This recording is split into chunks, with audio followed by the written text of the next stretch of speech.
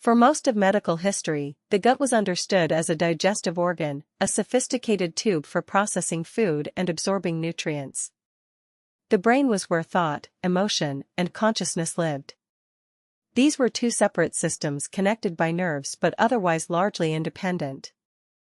That picture has been fundamentally revised. We now understand that the gut and brain are in continuous bidirectional communication through a complex network of neural, hormonal, and immunological pathways. Disruptions in this communication have been linked not only to irritable bowel syndrome and functional gut disorders but to depression, anxiety, Parkinson's disease, and potentially Alzheimer's. The gut-brain axis is one of the most rapidly expanding frontiers in medicine, and the discoveries emerging from it are reshaping our understanding of both mental and physical health. The gut contains its own nervous system, the enteric nervous system, sometimes called the second brain. It consists of two interconnected networks of neurons embedded in the gut wall, the myenteric plexus and the submucosal plexus, containing an estimated 100 to 500 million neurons. That number exceeds the neuron count of the entire spinal cord. The enteric nervous system governs the mechanical and secretory activity of the gut largely autonomously, without requiring input from the brain. It coordinates peristalsis, the muscular contractions that move food through the digestive tract, regulates digestive enzyme secretion, and monitors the contents of the gut with a sophisticated array of chemoreceptors. This autonomy is why gut function continues even after the spinal cord is severed, and it is what earned the enteric nervous system its nickname. The primary anatomical link between gut and brain is the vagus nerve, the 10th cranial nerve, which runs from the brainstem all the way down through the chest and into the abdomen. The vagus nerve is bidirectional, but its traffic is not evenly distributed. Approximately 80 to 90% of the signals traveling along the vagus go from gut to brain, not brain to gut. This means the gut is primarily reporting to the brain, not the other way around. Enteroendocrine cells lining the gut detect the chemical contents of the intestine and send electrochemical signals through vagal afferents to the brainstem, which relays them to the hypothalamus, amygdala, and prefrontal cortex. These gut-to-brain signals influence mood, appetite, nausea, and stress responses. The gut is, in a real physiological sense, continuously informing the brain about the state of the body's interior. Perhaps the most surprising finding in gut-brain research is the gut's extraordinary contribution to serotonin production.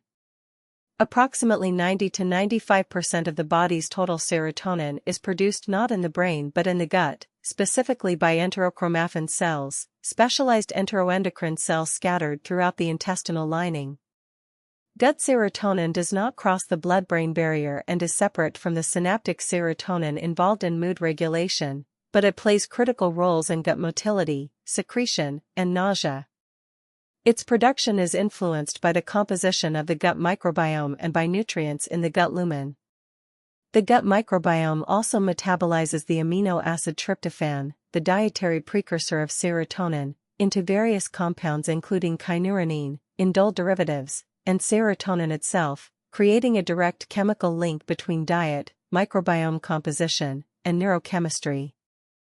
The gut microbiome, the approximately 40 trillion microorganisms colonizing your intestinal tract, communicates with the brain through several parallel channels.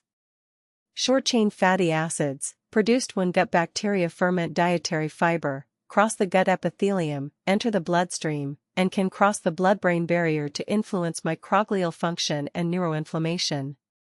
Some gut bacteria produce neurotransmitter precursors or even neurotransmitters directly, including GABA, dopamine precursors, and serotonin precursors.